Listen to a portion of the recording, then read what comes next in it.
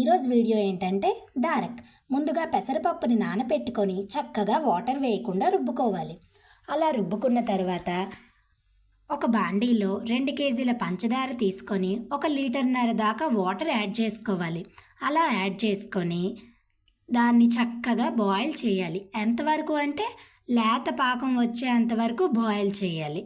తర్వాత ఒక మిక్సీ జార్లో పంచదార మరియు యాలకులు తీసుకొని పొడి చేసుకోవాలి. ఆ పొడిని మనం ముందుగా సిద్ధం చేసిన పాకంలో వేసి కలుపుకుంటే మంచి స్మెల్ వస్తుంది.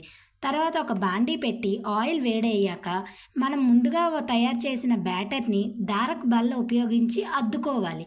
అలా అద్దుకున్న తర్వాత ఆ దారక్ అంతా చక్కగా వేపుకోవాలి. అలా చక్కగా అవి వేగిన తర్వాత వాటిని ఆయిల్ నుండి సెపరేట్ చేసి పాకంలో వేసేయడమే. అంతే, వేడి వేడి దారక్ రెడీ. మీకు కనుక వీడియో నచ్చితే లైక్, షేర్ అండ్ సబ్స్క్రైబ్.